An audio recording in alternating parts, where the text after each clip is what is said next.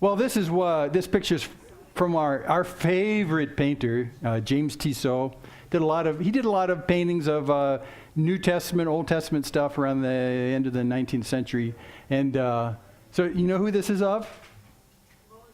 Moses, yes. This is Moses looking into the promised land. Actually, if your eyes are good, you can see it printed on the left side of the screen.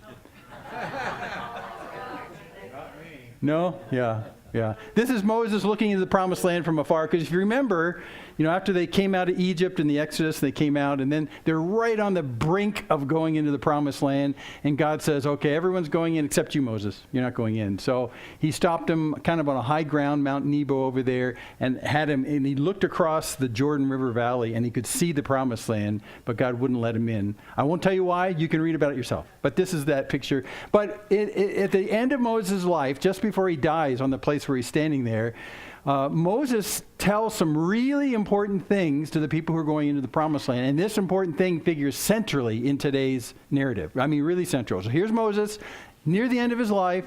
And if you look at this verse in Deuteronomy, this is Moses speaking. And he says, and when the Lord your God brings you into the land, which we're doing right now in Joshua, brings you into the land that you are entering to take possession of it, you shall set the blessing on Mount Gerizim and the curse on Mount Ebal. Okay, so this is important. This is actually a goalpost they have to do. So when they get into the promised land, and we're reading Joshua, and they just came into the promised land, they've got to do this thing on these two mountains, in Gerizim and Ebal. So that's what we're going to look at today. But this is his goal for the day, is to do this. So here's a picture again where we've been for the last couple of weeks. We're looking toward the west. This is the Jordan River Valley below us here, and then Jericho is that dark spot on the top where we've been. And we need to get resituated, so let me run a quick video here. If you're motion sick, just look down for a second. Okay, so here we go. We're coming up over the top of Israel. This is satellite imagery today of Israel and where Jericho is. That dark body of water on the bottom there, that's the Dead Sea, the lowest place you can stand on earth, Dead Sea. And up in the north is the Sea of Galilee and the Jordan River that connects them. And where we're going to go today is a place that's very famous in the Bible. It's called Shechem. And Shechem is where Ebal and Gerizim are. And basically they're going to take this path. He's going to go uphill to the west, and he's going to pass by two places, Ai and Bethel. I know it looks like Ai, but it's Ai and Bethel. And they're going to go up that way, but their goal today is to do what Moses asked them to do, is by those two mountains, which is up by Shechem. Ai is, we're not exactly sure where it is, but it's within like a 3 or 4 mile radius of this place. Most people think it's here. It has a good overlook into the Dead Sea. And then you come up, just a couple of miles away is Bethel, right there. And Bethel, by the way, Beth means house of, and El means God, the house of God. What? Yes. So there you go. So that's where we're going to come across as we're on our way to the place that Moses told him that they need to go, to Gerizim and Ebal. And they're going to go on this high part of this ridge to a really peculiar piece of geography in the north. And that peculiar piece of geography is around this village called Shechem, which figures many times in the Old Testament.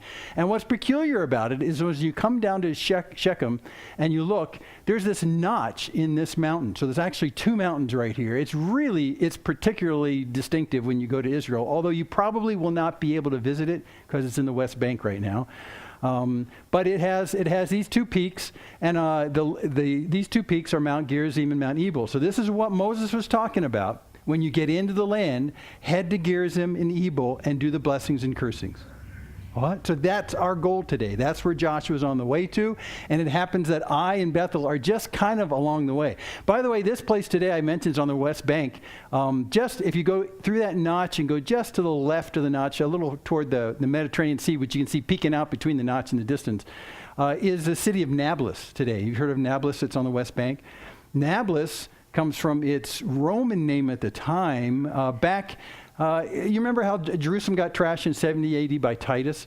His dad started that trashing, Vespasian. And then Vespasian, as he's circling around and starting to trash Jerusalem because of that first Jewish revolt, Vespasian suddenly gets called back to Rome because the bad ruler in Caesar at the time kills himself, and it causes this grief in Rome. And so a succession of 4 different people try to become Caesar in 1 year. And I mean, it's just chaos. It's just total chaos. So that the guy, it was Nero who killed himself, by the way. But so these four try, one guy comes up, nope, one guy comes up, nope, one guy comes up. Finally, all the military says, this is crazy. We need someone with some stability. Vespasian, he's down in Palestine. Let's call him back. Vespasian is called back, and his son, Titus, finishes the trashing of Jerusalem. That's what goes on. So why am I talking about Vespasian? Well, because while Vespasian was in the land, they decided to make a city to him just through that notch in the hills. And it was called Flavia Neapolis, which is the city of the king. Flavia is his kind of family name for Vespasian. Flavia Neapolis. So that's how we get Nablus today, is the Neapolis. That's what that's all about. Okay, trivia time. Okay, let's move on. So this is where we are, very distinctive place. So all he has to do in today's passages is get from Jericho to Mount Gerizim and Ebal. That's all he has to do. This is by command of Moses from God. This, when you get into the land, head for there. But unfortunately, between the line of crossing in the Jordan, he has to come through Jericho, and Joshua fit that battle last week. And he's going to have to cross through Ai and Bethel, which also have very special significance, we'll see at the end. And this make his way up. I mean, if these villages weren't there, he wouldn't have any problems. But we have problems today. Because when you cross through Ai, there's a guy by the name of Achan who's going to just throw a monkey wrench in the works. It's going to stall the entire progress on the way up to Gerizim and Ebal. And by the way, if you want to be accurate, it looks like Achan, but it's pronounced Achan. Gesundheit. Achan? Just. Okay, Achan. So there we go. We're going to look at Achan today and see what happens. So here we are. This is the overview of all of Joshua. We were in chapter 6 last week, and chapter 6 is where we fit the Battle of Jericho. Woo! And by the way, I didn't mention it very much, but a lot of scholars think, and this is all speculation, that most of the people in the Battle of Jericho died when the walls came down. Because after the 7 routes around the city, it would probably draw most of the populace out on top of the wall to jeer at these people going around, going around once. Well, that didn't work yesterday. Going around twice. It's still not working. Third time, it's still not. Until by the end, maybe most of the population of Jericho was on the walls, which is why this picture may be more accurate than we know, because it looks like a lot of people dying as the walls came down. And in fact, in the account in Jericho, there's literally no account of the battle. There's no account of it. As opposed to what you'll see today when we get to Ai, you'll see a big battle account, an entire chapter virtually. But in Jericho, the most famous thing to come down, almost no battle mentions at all. Maybe because most people died on the wall. So we looked at that last week. Today we moved to chapters 7 and 8, and we're going to do that little dogleg trip on our way up to this very important place that Moses from God said, go here and do the blessings and cursings on Gerizim and Ebal. That's where we're aiming. But we get stuck in between. So, by the way, I told you last week the conquering phase in Joshua takes 7 years, and I said you can tell why it didn't take faster than that. Did you look that up? Anybody? Did anybody? Just in case? I will not drive them out from before you in 1 year, lest the land become desolate and the wild beasts multiply against you. Little by little, I'll drive them out from before you until you've increased and possessed the land. So God didn't just cleanse the place instantly because it would have gotten taken over by wild animals. God's very practical. Okay, you can find out so many details. Okay, let's get down with the trivia. Let's get to the story. So here's how it's going to go. I'm going to read the entire account for you right here. I timed it. It only takes 10 minutes. Just calm down. So we're going to look at chapters 7 and 8. Chapter 7, verses 1 through 9 is the Battle of Ai 1.0. And then we're going to look at Achan in verses 10 through 26 of that chapter. Then we march into chapter 8. We'll see the Battle of Ai 2.0. New and improved by far. And then at the very end, we finally get to Gerizim and Ebal. Okay? So that's how we're going to go today, but we're going to have to deal with the in-between stuff at Ai. So let me just read this for you and we'll see what happens. I'm going to start at verse 2 instead of verse 1, and I'll explain that later, okay? Verse 2. So Joshua sent men from Jericho to Ai, which is near Beth-aven, east of Bethel, and said to them, okay, go up, spy out the land. And the men went up and spied out Ai, and they returned to Joshua and said to him, don't have all the people go up. Let 2,000 or 3,000 men go up and attack Ai. Don't make the whole people toil up there for their few. By the way, they're coming from Gilgal, which is actually, not Gilgal, I forgot the name all of a sudden. It's a small town that they lived at near Jericho. So they're coming up from Jericho. Is it Gilgal? I'm losing my mind. Anyway, you can find out. So they're coming up, they actually have to come up the mountain to a great elevation. So that's why these guys are saying, don't send everybody up. No, just send 2,000 or 3,000. That'll be just fine. So about 3,000 men went up there from the people. And they fled before the men of Ai. They fled, which means they ran away. And the men of Ai killed about 36 of the men and chased them before the gate as far as Shebarim and struck them at the descent. And the hearts of the people melted and became as water. What happened? And Joshua tore his clothes. He fell to the earth on his face before the ark of the Lord until the evening, and he and the elders of Israel, and they put dust on their heads. And Joshua said, Alas, O Lord God, why have you brought this people over the Jordan at all? To give us into the hands of the Amorites to destroy us? I mean, would that we had been content to dwell beyond the Jordan. Oh Lord, what can I say? When Israel has turned their backs before the enemies, the Canaanites and all the inhabitants of the land will hear of it and will surround us and cut off our name from the earth. And what will you do for your great name? If I prayed like this, I'd be expecting lightning bolts. But Joshua is really miffed. He does not know what happens. We just came off of this incredible victory at Jericho. And then this happens. In a place that's not even fortified. And it's a pushover that, as a general said, send 2,000 or 3,000. So it's just a cleanup operation. Joshua doesn't know what to do. Which brings us to Achan. So the Lord said to Joshua, get up. I like that. Get up. Get up. Why have you fallen on your face? Israel has sinned. They have transgressed my covenant that I commanded them. They've taken some of the devoted things. They've stolen and lied and put them among their own belongings.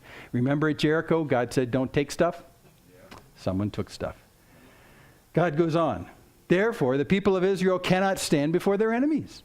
They turn their backs before their enemies because they have become devoted for destruction. I'll be with you no more unless you destroy the devoted things from among you. So get up, consecrate the people, and say, consecrate yourselves for tomorrow, for thus says the Lord God of Israel, there are devoted things in your midst, O Israel. You cannot stand before your enemies until you take away the devoted things from among you. So in the morning, therefore, you shall be brought near by your tribes, and the tribe that the Lord takes by lot shall come near by clans, and the clan that the Lord takes shall come near by households, and the household that the Lord takes shall come near man by man, and he who is taken with the devoted things shall be burned with fire, he and all that he has, because he's transgressed the covenant of the Lord, and because he's done an outrageous thing in Israel. So Joshua rose early, brought Israel near tribe by tribe, and the tribe of Judah was taken.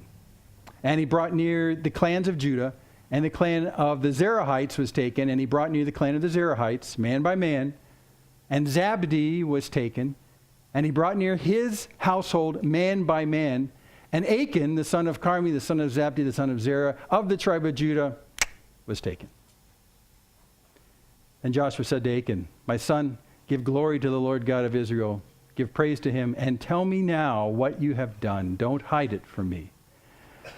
And Achan answered Joshua, truly I have sinned against the Lord God of Israel. And this is what I did. When I saw among the spoil a beautiful cloak from Shinar, and 200 shekels of silver, and a bar of gold weighing 50 shekels, then I coveted them, and I took them. And see, go look, they're hidden in the earth inside my tent with the silver underneath. So Joshua sent messengers. They ran to the tent, and behold, it was hidden in his tent with the silver underneath. And they took him out of the tent, brought them to Joshua and to all the people of Israel, and they laid them down before the Lord. And Joshua and all Israel with him took Achan the son of Zerah, and the silver, and the cloak, and the bar of gold, and his sons, and his daughters, and his oxen and donkeys, and sheep, and his tent, and all that he had. And they brought them up to the valley of Achor. And Joshua said, why did you bring trouble on us? Oh, the Lord brings trouble on you today. And all Israel stoned him with stones. They burned them with fire, stoned them with stones. And they raised over him a great heap of stones that remains to this day. Then the Lord turned from his anger. Therefore, to this day, the name of that place is called the Valley of Achor. Before we push on, let's think about this. Because this is, well, if you're like me and you read the Bible and you might be a little disturbed. Anyone disturbed by what they just saw? Okay, you ought to be, because this seems, I mean, if this question came to your mind, you're like the rest of us. Okay, Achan was disobedient, but wasn't the penalty way out of proportion to the crime? Yikes. Yikes. I mean, we'll think about this before we go on with the rest of the story. I mean, it was just theft, right? No. Or maybe not. Okay, so this is where you have to stop. And when you're reading through the Bible like this, and when you're doing these surveys, and these things catch you by the arm, just stop for a second and have a conversation with God. Say, God, I don't get it. This seems kind of harsh. We have people who steal today, and we don't stone them and burn them. So what's going on here? Okay, and you can't just use the excuse, well, that was olden times, and they did that in olden times. Today we're more progressive than that, so we're past that. Well, no, that's not true either. There's something else going on. So we need to actually just sit here and dwell on this for a while. So what's the real heart problem? Because as I thought about it, when you look at the stuff he took, gold and silver, they're not bad. A lot of us in this room have some of that stuff. Of course, it looks like paper. And has no connection to gold or silver anymore. We won't get into that. But I mean, but in the equivalents, we have that. So that's really not bad in that particular sense. In fact, when they went into Jericho, remember God said, if you find gold and silver, precious metals and stuff, they're mine, God says. So they can't be bad if God's using them for his treasury. So there's nothing inherently bad about gold or silver and owning them, which we'll find later in the end of the story. A lot of people, after they do the conquest in the land, have gold and silver. And in fact, fine clothes, they're not bad either. Online, it said that picture on the right was fine clothing, but I don't know. I looked at that and said, am I that off base? So based on what I'm wearing today, I am way off base. So, but anyway, that's not bad. So none of these things are inherently bad. There must be something else going on in heart issues, and that's where you have to go to in heart issues. And we're going to kind of work our way through that because, it says money is the root of all evil. No, the heart issue, the love of money. So there's a heart issue that's going on here. We have to separate from the stuff. The stuff caused the heart toxicity to happen. That's what you got to look at right here. So what is that? Well, the toxicity in his heart is disobeying the king, God. Because remember, when they're coming into this land is a land that God has promised way back, starting with Abraham. And the idea of this particular land that makes it unique from every other nation in the world is that there will be no human king. There'll be God as king. God is king. So as God brings them into this land, he doesn't make Moses king. He doesn't make Joshua king. No one is in the king position when they come into the land. Later on downstream, you're saying to yourself, well, wait a second, they got a king sooner or later, didn't they? Yes. But why was that? Because the people rose up and said, we want a king like everyone else. This is just not good. We want someone like everyone else. A guy who rides with a white horse, and we need someone like him. And they picked Saul. And remember the prophet Samuel, who has a great connection with God at the time, just gets really messed up over it. I mean, he's ranting and raving and saying, this is not right, God. They pushed you out of the throne as king of the nation. This just should not be. And Samuel's getting ready to have a conniption because of this. I mean, when you read this, he's just bent out of shape. That they would actually say to God, we don't want you as our king. We want a man to be our king. Oh, he was really messed up. And in the passage, you can hear God talking to Samuel again. Oh, chill. You need to chill. Let's just, down boy. It's really a righteous indignation. I'm giving you Jim's kind of overview study, but it just, and then God says, let's let them have a king. Yeah, let's let them have a king. And they got Saul. So they learned some lessons from that. But the intent for the nation of Israel, as it is for the kingdom of God, which includes us as well, is that the only king is God himself. That's the idea. So when they came into the land and Achan decided to disobey the king, it instantly made him a non-citizen of the land. You don't live in the purview and in the possession and the blessing of a king and disobey what he says. You just don't do it. You're not a citizen anymore. So this really wasn't just, petty theft, although it wasn't petty. This gold is worth a lot of money, even in today's standards. But it's not just purely theft. It's actually disobeying the king of the land. And they're coming into a land where God is the sovereign. And he gave explicit instructions going into Jericho.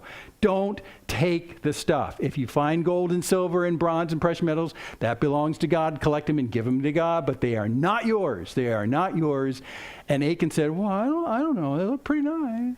Completely disobeying God. So that by itself ought to be enough. That heart problem is actually insurrection against the king. But then there's the fact that you're not only just disobeying him, you're actually taking from him. Because remember, the gold and the silver and those things, those belonged to God from Jericho.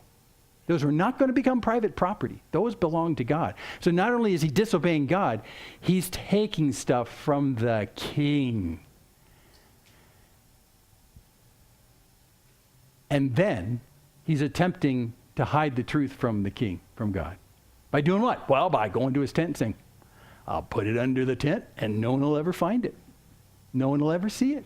Who's going to be knowing about that? Well, maybe the king, God. So here's another place where he's gone really far off the rails, because now he's thinking that he can disobey the king, he can steal from the king, and the king's not going to be able to know what happened if I hide it under my tent. This is whacked out thinking, even trying to deceive the king who's omnipotent and omniscient. Something's really twisted in Achan's heart. Also, he's putting his trust in something other than the king himself. This is a gigantic deal, because this is where we fall when it comes to gold and silver as well.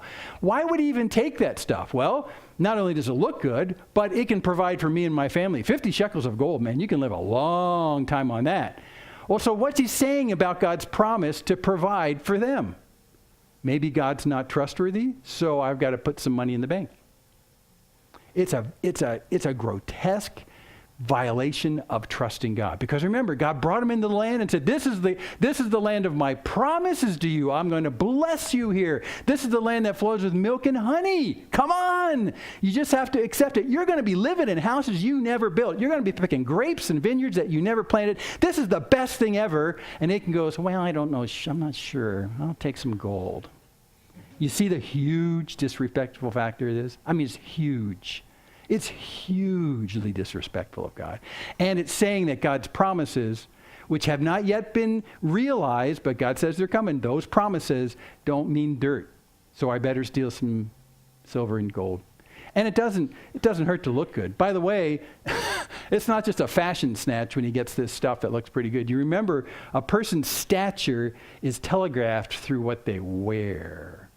So when he saw this particular thing, it was an instant way of gaining respect and notoriety in the culture. Look what I wear, right? So in fact, there were certain colors that you could not wear that were reserved for kings. If you ever wore purple, that was saying you were a king. You didn't do that. That was just so uppity. You just don't do that. Well, he found this cloak from Shinar, just decided, I can put this on in instant respect. I can have my gold and my silver, and I can provide for myself forever. I'm a self-made man. No. You were the child of parents that doubted God's promise before they went to the promise. Your parents doubted God's promise that he could come through this promise. We let them die in the desert. You were the child of them. You should have learned better from your parents, but look at what you're doing.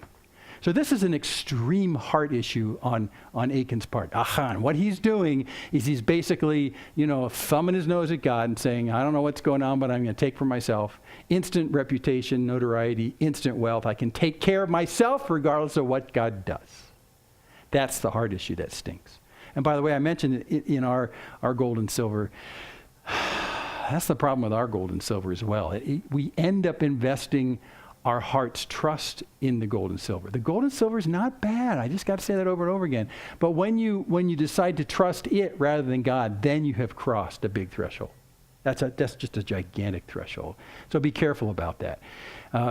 God gives to us quite liberally in this culture in terms of material wealth, and you just cannot put your trust in it. That's why probably the worst curse that could ever befall anyone in this room is to win the lottery. Well, I don't know. I think I could handle it. I know, there's that little voice is saying inside your head. But it would cause you so much trouble. It would really cause you so much. It would be so hard to say, not to say to yourself, now I can do whatever I want to. I can be the king of my universe, and I have the fuel to make that happen. Ah! And where'd God go?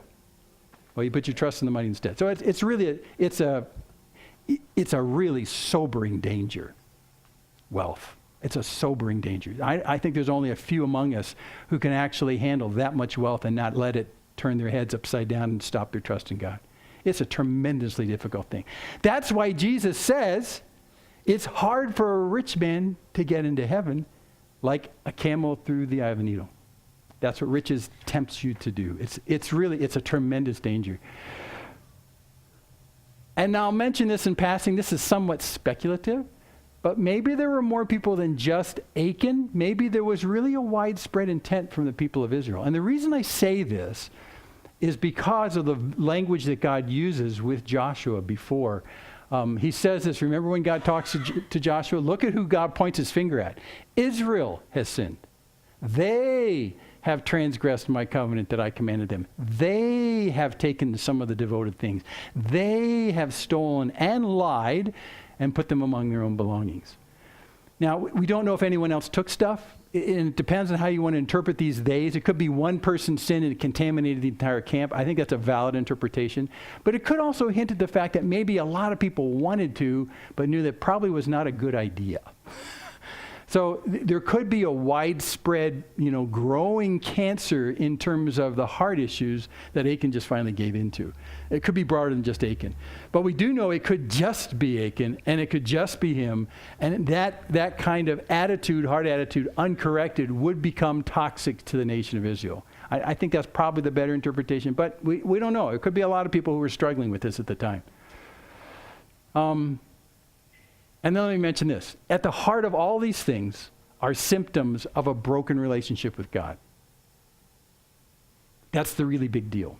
That's the really big deal. Because going into the promised land, he put his trust in the promises of God, and now he's not relying on the promises of God. He's not only not relying on the promises to bring him life and abundance, but he's actually taken everything into his own hands, and he's actually gone against God's commands that are meant for his good. I mean, he's just totally going a different way. This is a man with a totally broken relationship with God. And that's the key of the issue here. Because you remember what the contract was coming into the land? Do you remember what the contract was? Let me see do I have a verse? Oh yeah. Here's part of it. Deuteronomy 6, which is after the great Shema. Hear, O Israel, the Lord is one. This is right after that. He says, he brought us out from Egypt that he might bring us in and give us the land that he swore to give to our fathers, starting back at Abraham. And the Lord commanded us to do all these statutes, to fear the Lord our God, for our good always. These are for our good always, that he might preserve us alive as we are to this day. So that's part of it. He says, if you go into this land and these promises and you follow my instructions, these are meant for your good. If you don't follow those instructions, you're presuming that these things are not for your good. And then the contract gets more explicit right here. This is way into Jeremiah 31 when Israel is really going bad. He says, the covenant that I made with their fathers on the day when I took them by the hand to bring them out of the land of Egypt, my covenant that they broke, though I was their husband, declares the Lord. So when you see that husband word, that gives you a clue. You can actually see that this covenant that God made with Israel is similar to a covenant that a husband makes with a wife, which is, if you'll be my wife, I'll be your husband. Or in the Old Testament parlance of the covenant was, if you'll be my people, I'll be your God. And that's mentioned right here in the Jeremiah 31 passage as well. If you'll be my people, I'll be your God. But if the people don't want God to be their God, God's not going to be their God. And it's in that sense, he's kind of a gentleman. He says, okay, here's this land of promise. But this land of promise is built on kind of a husband-like promise. That is, I will always protect you and bring blessing to you. This is where we're going. But you have to be mine. We have to have this mutual connection. We have to have this relationship. If you'll be my people, I'll be your God. And it's going to work. So the promise is actually conditional. And a lot of people get a little iffy when you say that, but it is conditional. Like a husband says, I'm going to love you and protect and provide for you and do all this kind of stuff. But if she just goes, yeah, whatever, and doesn't do the wife thing, how can he do it if she doesn't want to be part of the household? There's a great story in the Old Testament about that as well, from a woman named Gomer and a guy named Hosea, who kind of live this out, what this is all about. But this is the idea. God's trying to use that you understand the husband relationship. God says, I was a husband to Israel, but they would not accept my offers as a husband. And they broke the contract. This has been the promise all the way through the entire book. If you'll be my people, I'll be your God. And by the way, before we leave this, I want you to notice something really obvious about that phrase. The racial, ethnic Jews could miss out on the promise. Now, the reason I say that is because, didn't God make the promise to the Jews? So if you're born ethnically a Jew, you're in on the promise? No, not necessarily. This theme comes up strong near the end of the Old Testament and very strong in the New Testament. That is, just because you're ethnically or racially have this blood that comes from Abraham and the promise was made to Abraham, does not mean you're in on that promise. It doesn't mean you're on the promise. What it means is if you want to be on the promise, you have to be a child of Abraham in the sense not that your blood looks like Abraham's, but because you exercise faith like Abraham exercised faith. That makes you a child of Abraham. So really, if you'll be my people, I'll be your God. He's saying to Israel, which many times we fall into the trap of thinking, they're the promised people, so they automatically get it because they got the right blood. No! Their hearts have to still be given to God in dependence on him and allowing him to become God and for them to put their trust in him. Otherwise, the plan's off. God can't be husband to them. This is a super big deal. In the last half of the Old Testament, I mentioned that you see this happening because Israel really messes up in the last half of the Old Testament. Jeremiah and Isaiah and Ezekiel, they're all talking about this to the nation, say, you guys got to get your head straight. You guys got to get your head straight, And I think in large measure, they're sitting in the background saying, no, man, we're Jews. We're children of Abraham. Promise went to Abraham, comes to us. I've inherited this. Come on, get off my back. Read the prophets at the end. That's exactly what this is all about. That's what it's all about. So anyway, let me push on.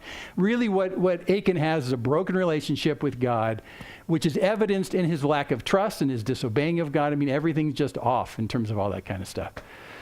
Whew. So before we get to the Battle of Ai, I just want to kind of pin this down one more time. The issue with Achan wasn't that he just stole gold. The issue with Achan was he lost trust in God. Evidenced by stealing gold. And that's the big deal. How in the world can you in the right conscience walk into the land of promise and thumb your nose at God's promises while you do it? That's where it's just totally wrong. And I believe that God used this as an example to the nation of Israel. And this, it turns out that this example stuck in their minds. You can prove it if you get to the end of Joshua. There's I think it's in chapter 22. There's a great misunderstanding between the tribes at the end of Joshua.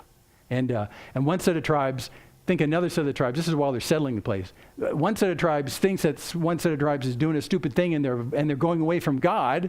And the guys who are making this claim and this misunderstanding say, you don't understand. If you guys drift away from God, you tribes, we're all going to get hit by this. It's going to affect all of us, not just you guys. It's going to affect all of us. Because remember, Achan, the one guy, got us all in trouble. So you guys get your heads together. It's a great misunderstanding. It's in 22. And we'll get there eventually. And actually in a couple of weeks. So the lesson gets learned. Okay, so what happens after this? Ooh. So remember how I said there's almost no battle monologue in Jericho?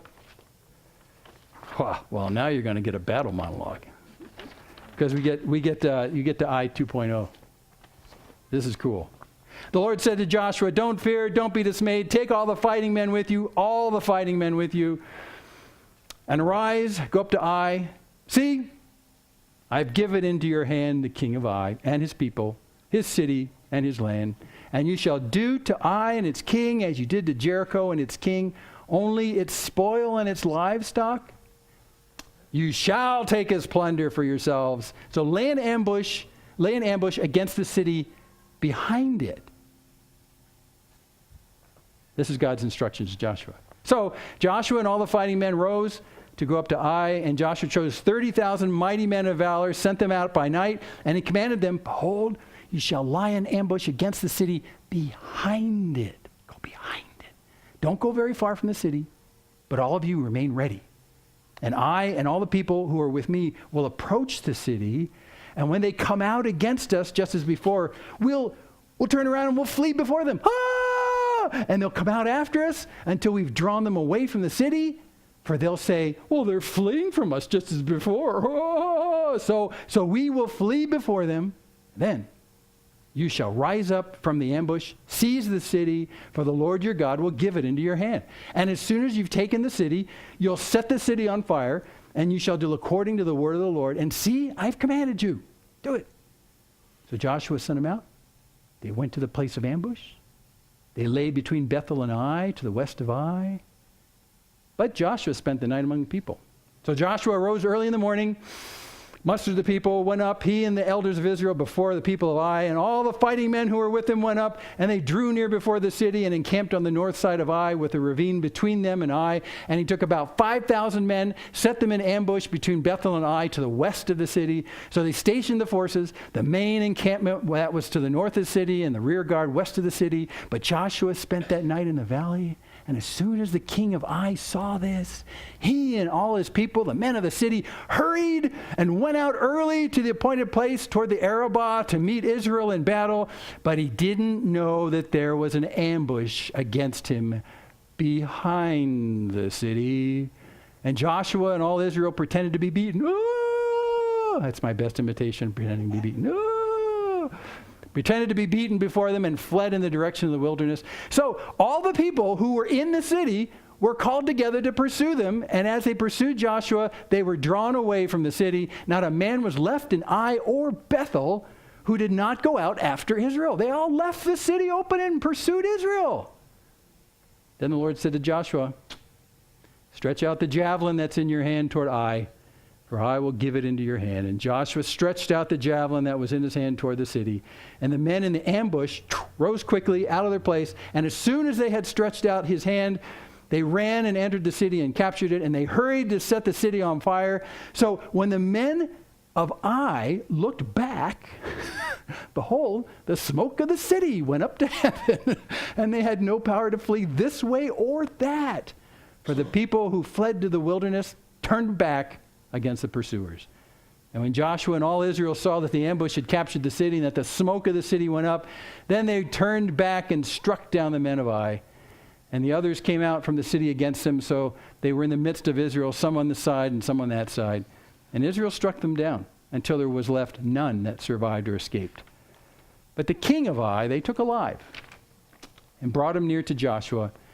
And then when Israel had finished killing all the inhabitants of Ai in the open wilderness where they pursued them, and all of them to the very last had fallen by the edge of the sword, all Israel returned to Ai and struck it down with the sword, with the edge of the sword. And all who fell that day, both men and women, were 12,000, all the people of Ai. But Joshua did not draw back his hand with which he stretched out the javelin until he had devoted all the inhabitants of Ai to destruction. Until the livestock and the spoil of the city Israel took as their plunder, according to the word of the Lord that he commanded Joshua. So Joshua burned Ai, made it forever a heap of ruins as it is to this day. And he hanged the king of Ai on a tree until evening. And at sunset Joshua commanded, and they took his body down from the tree, threw it at the entrance of the gate of the city, and raised over it a great heap of stones, which stands there to this day. Now that's a battle story. Yeah. But let me ask you this before we get past that, because I want to get to Ebal and Gerizim. It's really important. Did this prove that Joshua was pretty hot stuff as a general? Pretty neat plan. And if that's the case, who won Ai? Was it God or Joshua?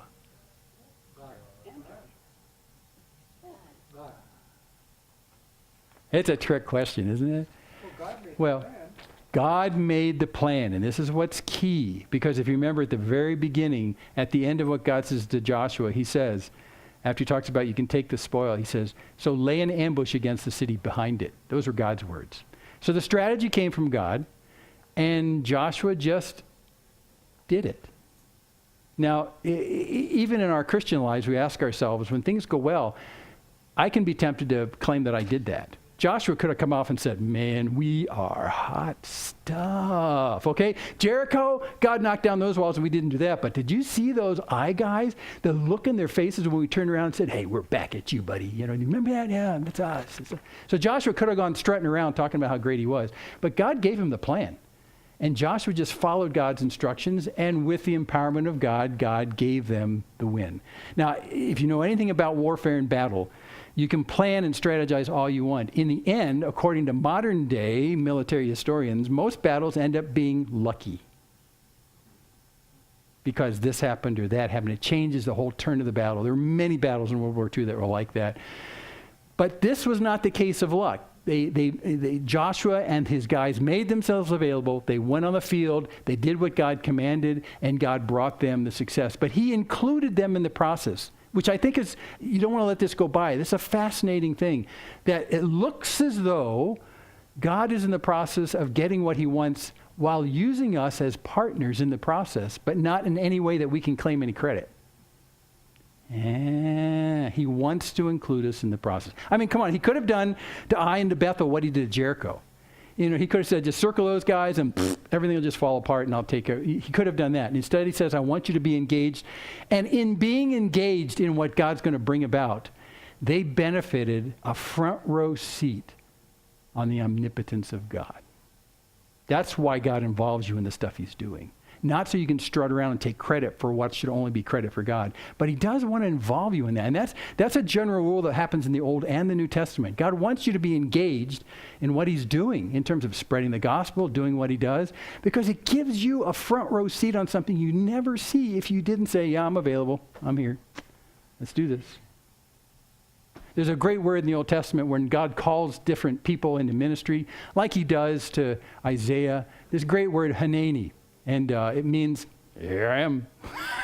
So when God says, will you do this? You go, well, here I am, Hanani. And it's saying, I'm available to you, God, but I can't take any credit for what you're going to do. But I understand you want to be involved in this. Let's do this. But you can't take credit. That's one of the great mysteries of how we operate with God. Okay, let's get to Gerizim and Ebal, because it's a really big deal. It's in verse 30. It's the very end of chapter 8. Oh, by the way, one nice pictorial. They took a picture when I was burned. There it is. This is Gustave Doré. He did a whole bunch of etchings that went into most of the Bibles in the end of the 19th century. This is his version of what it looked like when they burned I. Wow. Yeah. Ooh. I think that guy right there is Joshua, but we're not sure. Okay. Well, you can use a photograph. Oh, sorry. That's not a photograph. Okay, let's take a look at this last thing, Gerizim and Ebal, because this is where we've been trying to go all day. This is where they've been trying to go since they entered the Promised Land. When they set foot across the Jordan, this is where they've been trying to go, because Moses said, when you go into the Promised Land, go to Gerizim and Ebal and do the blessings and cursings. Got to do this. So let me just read you what happened. So at that time, Joshua built an altar to the Lord, the God of Israel, on Mount Ebal, which, by the way, is the one on the right. Got that? That's Mount Ebal. Just as Moses, the servant of the Lord, had commanded the people of Israel, as it's written in the book of the law of Moses, an altar of uncut stones upon which no man has wielded an iron tool. And they offered on it burnt offerings to the Lord and sacrificed peace offerings. And there, in the presence of the people of Israel, he wrote on the stones a copy of the law of Moses, which he had written. And all Israel, sojourner, stranger, as well as native born, with their elders and the officers and their judges, they stood on opposite sides of the ark before the Levitical priests who carried the ark of the covenant of the Lord, half of them in front of Mount Gerizim on the left, half of them in front of Mount Ebal on the right, just as Moses, the servant of the Lord, had commanded at the first to bless the people of Israel. And afterward, he read all the words of the law, the blessing and the curse, according to all that is written in the book of the law. You know, there was not a word of all that Moses commanded that Joshua did not read before all the assembly of Israel. as well as the women and the little ones, and even the strangers who lived among them. Now, that's not as complete a story as if you read Deuteronomy 11 and Deuteronomy 27. If you go there, and we don't have time to look at that today, you'll see the detailed account of what's supposed to happen. But 6 tribes of Israel went over on Gerizim, and 6 went over on Ebal. The Ark of the Covenant was in between. And they basically screamed at each other, the blessings of God, the cursings of God. And many of them are detailed in that second passage in Deuteronomy 27. So if you're curious, take a look at those. But why even do this? Why take God's law, the blessings, the positive sides and the negatives of Christians? Why even do this? And why do it here at these twin mountains? Well, the picture is actually very clear. You have one of 2 choices in life when you go live in the land of promise with God. You can either stand where his promises are or stand where the curses are. There's no halfway ground. There's no halfway in between. And these 2 mountains always pictured that for people, is that in God's law for us, which are meant for our good and for our blessing, you can stand in the blessing side and obey what's over there, or your only other option is to stand in between, is to stand on the curses side. And interestingly enough, in the history we've seen today, in the 2 battles of Ai, we've seen the blessings and the cursings lived out in real life. In real life. And I think that's partially why God had them do that on their way to Gerizim and Ebal. And he's saying basically, look, we're starting a new country here. We've been talking in Exodus and Numbers and Deuteronomy about what this new country is going to be like. And now we're here. So listen, this is how this country works. I'm the king. And because I love you so much, do these things and listen to my voice and you'll be blessed. If you don't do those things, I guarantee you'll be cursed. Life will really be bad. So don't do these things. And these are all meant to bless them, to prevent them from the heartbreak of sitting in a land of curses. Because look what happened to Achan. Yeah. By the way, they buried Achan in the valley of Achor. Sounds like acorn, but take the N off. Those words sound the same because Achor means trouble. And Achan's name, Achan, means troubler. He troubled Israel. So that's what that's all about. So here we got Gerizim and Ebal, and they're actually saying this is going to be the bedrock of our country. God's the king. He has put out his law, and we obey that law to our blessing. We disobey that law to our cursing. It's just the way it works. Now, if you think that's pretty narrow-minded of God, then you don't have parents. Because your parents said to you, look, this is what you need to do. And they don't usually say this, but they say, this will be good for you. Do this. But don't do this. And of course, as an adolescent, rebellious kind of person, you say, well, I think I know better than that. I think this negative side, I think you're kind of overrating that. I think I can probably live a pretty good life if I do those things. I think my parents are just a bunch of sticks in the mud. And so oh gosh, you guys are so righteous. I guess it's just me. So we end up going on the other side in our rebellion since we know more than the people who love us tremendously. And we go on that side and we realize after we work through our way through the pit that it was, we go, man, that was a bad idea. I wish my parents had warned me about that. Well, they did. And so this is the same position God's in with this country that he's starting with them. Trust me, I love you tremendously. I'm here for your blessing. I'm doing all this stuff on your benefit. Do what I say, you'll find blessing. But if you want to kind of turn your nose up at that and say, I think I know better, I don't need to trust God like Achan did, man, life is going to be bad. You just don't want to go there. So there is this saying that says experience is the best teacher. When it comes to dabbling in sin, it's not. The best teacher is to do what your parents say.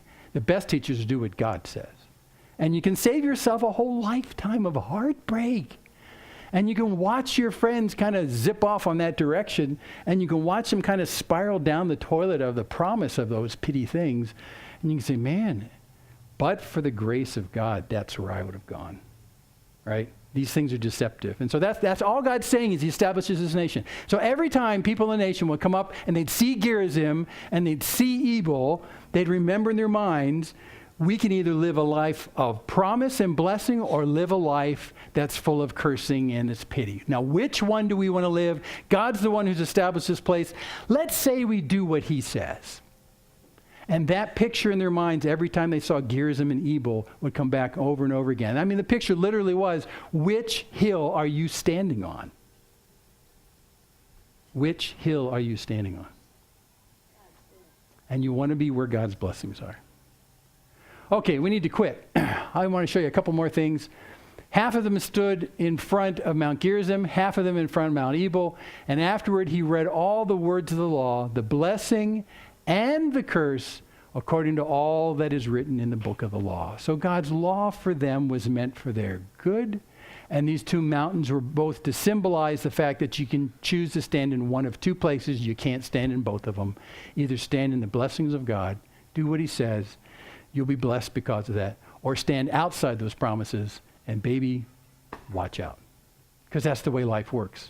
That's the way life works. God does that with us today. I mean, we are not people who came into this physical promised land, but we have been included in the kingdom of God in the same kind of way. Through faith, which has always been, that's been the determiner of the children of Abraham, is the ones who live by faith, just like Abraham did. And so you can choose to either stand on Mount Gerizim or on Mount Ebal in terms of, will I trust God's intentions for me about what he says is good for me and what's bad for me? Will I stand in those and trust him? Or am I going to thumb my nose at him and say, I know better, I need a coat of Shinar, and I need 50 shekels of gold, and I will just be happier than all? Because that'll be cursing. Gerizim or Ebal. You can't have both. It's too big to put one foot on each mountain. And the wonderful picture about this as well is that what Joshua tells us, that's not told in the Deuteronomy accounts, is that the Ark of the Covenant, the Ark of the God's promises, the physical manifestation of God's promise, stood between these two. It was the demarcation line in this visual event. It was the demarcation line between Gerizim and Ebal. There was God's promises. Which side of God's promises are you going to stand? In the blessing side? Or the curses side? Totally up to you. And it's totally voluntary. God will not twist your arm. That's why at the end of Joshua, Joshua makes this challenge. You remember what that challenge is? It's this. And then he says, but as for me and my house, remember that? That's what this is all about. So that's a precursor to that. Okay, I know we're running late, but I got to show you this because I'd just go crazy if I didn't tell you this. There's an epilogue to the story that's really cool. Remember I said this is a special place? Well, watch this. Going back to Genesis 12, this is right after God asked Abraham to leave Ur and go in the promised land. Now the Lord said to Abram, this is Genesis 12:1. This is the beginning of his call to Abram. Go from your country, which by the way is present-day Iraq. Go from your country and your kindred and your father's house to the land that I will show you. I'll make of you a great nation. I'll bless you and make your name great so that you will be a blessing. And then I skip a few years to go to 5. And they set out to go to the land of Canaan. That's where we are. When they came to the land of Canaan, Abram passed through the land to the place at Shechem. That picture we just showed you was Shechem. To the oak of Moreh. There was an oak tree there, I guess, at the time. And at that time, the Canaanites were in the land. Then the Lord appeared to Abram and said, to your offspring I will give this land. So he built there an altar to the Lord who had appeared to him. That was the very spot that God made the promise to Abraham. That was the spot. Which is why Moses said, when you get into the land, go to the spot where God made the promise, because you will that day be fulfilling the promise God made to Abraham on that very spot. On that very spot. And you know what? The nation of Israel, as they came up out of the Jericho, and they started to come across Ai and Bethel, and they said they were coming up to this place, I think they had goosebumps because they have known about this for like 40 plus years. They've known that there's this place.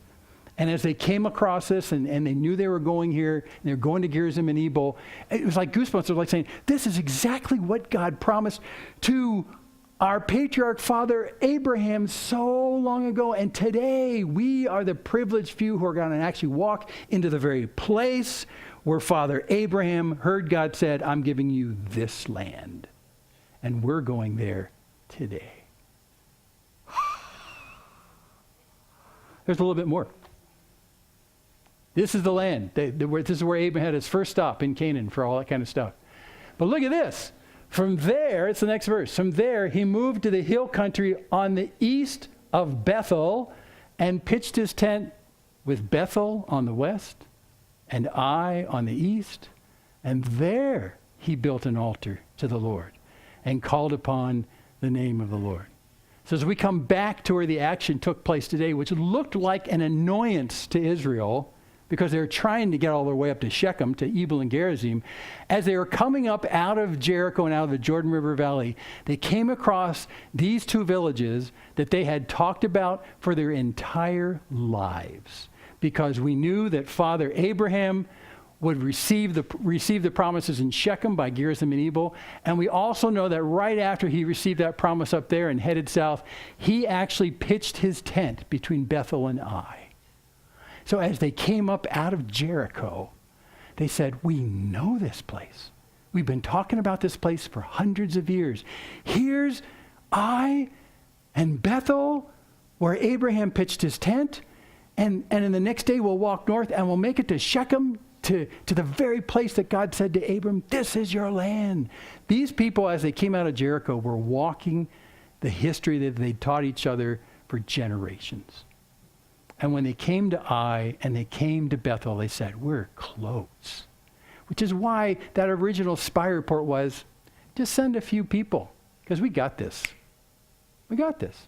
Abram parked between these two places. We got this. You know, this is cakewalk now. Jericho was the tough one. We're just going to waltz right in there because God made this promise, and now we're going to be at the place where Abram pitched his tent between Ai and Bethel, and then we're just going to march north into Shechem, and we're going to stand on Gerizim and Ebal, and we're going to do what Moses said. And I mean, it's just a cakewalk, dude. Except, it's not a cakewalk if you're relying on your genetics to be there. The way that you participate in the promise of God is to trust God and his promises, because it can fail. And when they got to Ai, they realized it can fail, primarily because the heart was wrong. Had nothing to do with their genetics, had nothing to do with their race or their ethnicity, had nothing to do with the stories of the promise to patriarch Abraham. Those were all there, but if their heart wasn't in the right place, it was all off. Don't be presumptive on the grace of God. Obey what he says when he's king, and obey who he is in your life. And he promises those things he says to you, he does to bless you and not to curse you. So this was the historic walk of all time for the nation of Israel. This was, I'm walking in the footsteps of Abraham, who God promised this land. And my generation is going to see it fulfilled. I mean, it's goosebumpy what goes on. Okay, I think we're done. By the way, that's what it looks like today. It's a real place. I had to mention that every time I say this. Bethel and Ai are real places. Shechem's a real place.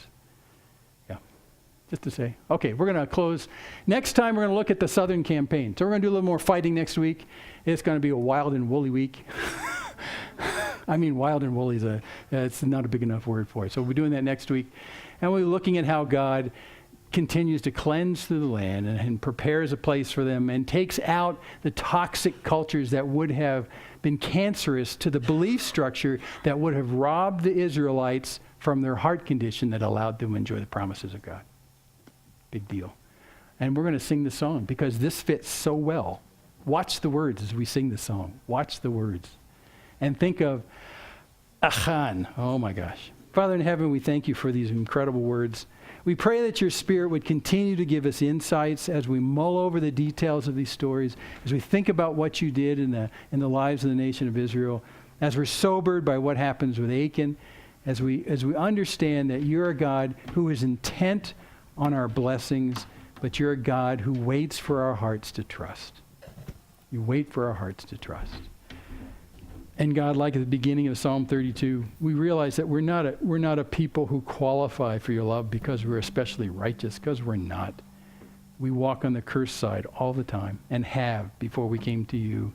We still do from time to time. But even in that, we come as we are to you. We don't try and hide our shortcomings under our tent floor. We lay them out before you and say, God, I don't want this stuff to rule my life. I don't want this stuff to take the place of who you are in my heart. I want you to rule in my heart. I want you to be the king that you want to be. And God, yes, we agree. If we're your people, you'll be our God. And that thrills our hearts. That thrills our hearts. Thank you that your love is so manifest to us, and that your loving kindness never stops, never comes to an end, never finds reason to go away. Your loving kindness for us never stops. So thank you now in Jesus' name. Amen. Why don't you stand up?